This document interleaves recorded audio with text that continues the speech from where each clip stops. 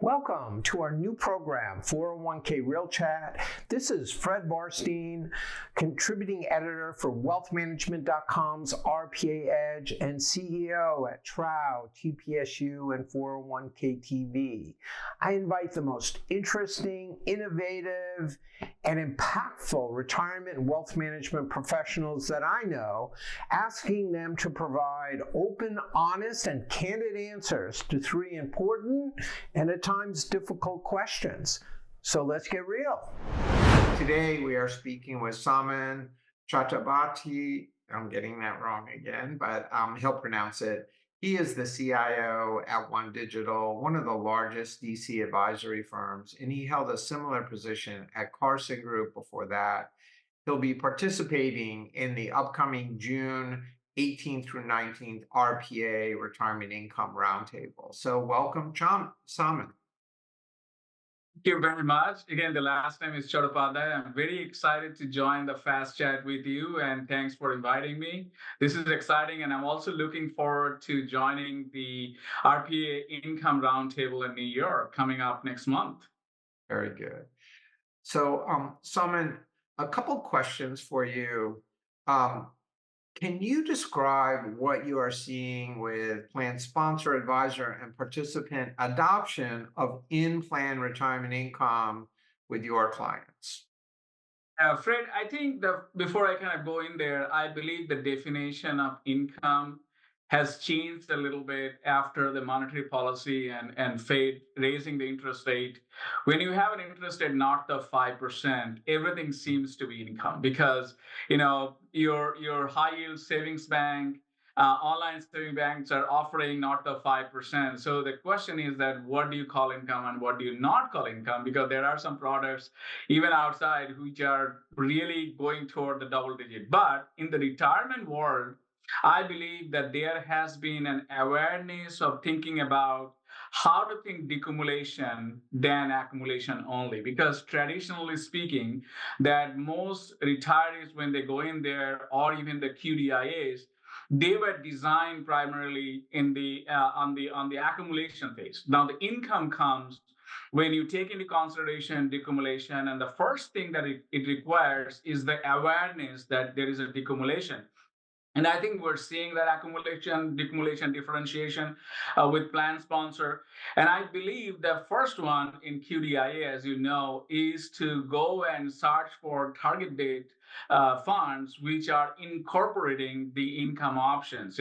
As you have the awareness, we're seeing some of those search for target date funds. At OneDigital, actually, we're working on a target date project and more to come on that.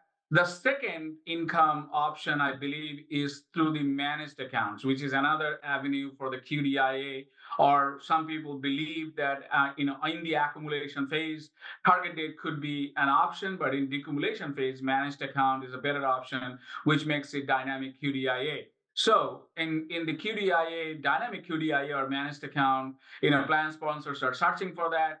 We are also working in a reconstruct of our own advisor managed account offered by OneDigital, and we will bring an option for income within that managed account. More to come again that without more details. And third, I believe the last priority for plan sponsor is to look for independent, income funds, which is not as popular. We have not seen a lot of people asking in your, select list or many options that I want an income option. It is more within the managed account where they would believe the professional money manager will include, income at the right age. So demographic does matter when you consider the income option within the QDIA space. So what do you think are the obstacles, and do you think the industry can come together to overcome them? I believe, Fred, that there has been a lot of talk about income, but I don't believe that industry has, really adopted this income in action. And there has been a lot of discussion, theoretical debate, obviously offering from the investment managers. But the challenges are that plan sponsors and I believe that they are not at that awareness level when they are seeking for a definite income option. Obviously, that includes their ODs and anxieties about the litigation risk and the complexity. The most income option, as you know, that what they do not understand, they don't understand. So there is an education part which probably the industry has the obligation of providing that education to the plan sponsor that, hey, decumulation matters.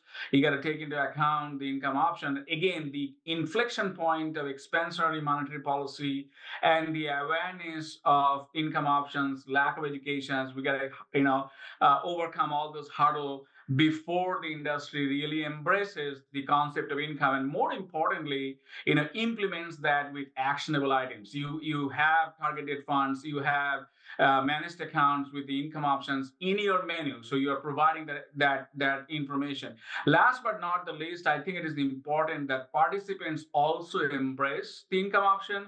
They also need the education, awareness of what it is for the income options, and there are so many different avenues to get income out of the plan. You're talking about the in plan. So when participants are sourcing for that out of the plan income options, then they do not have as much need. So those are the hurdles I believe that we have to overcome together in the industry when we were talking about income, embracing income as an actionable item within the retirement plan in the DC world. We know that, final question, we know that RPAs are striving to offer participants wealth services, and having worked both at an RIA and RPA aggregator, do you think the RIAs will see the opportunity to leverage DC plans to find attractive wealth clients? They will. The retirement to wealth conversation is emerging, and as you know, the OneDigital, along with the other participant in the industry, talking about it. Used to talk about the financial wellness concept. That you talk about financial wellness, you got to think about. But I believe that retirement to wealth goes above and beyond just the financial wellness concept, because it takes into account your planning, overall the retirement planning, the others, your taxable accounts, and you got to take all those things into account. And as you know, that participants, and as we get into this millennial, Gen X, Gen Y, and Gen Z, experience matters. At the end of the day, there is a wealth transfer that is going to happen from baby boomers to the Gen Zs of the world, the largest cohort of the population, and they will really look for an experience where they could consolidate their overall retirement and wealth with one provider. And I believe that there's an awareness of when you think about retirement and how to think about beyond that, and we are seeing that bridge. And also, as you know, that a lot of people, the retirees, when they retire, they do not have a proper way to manage their out of the after retirement assets. So I think the awareness is there to understand that how planning is important, not only before retirement but also after retirement. You do not think about your glide path only in retirement or at retirement. You got to think about through retirement.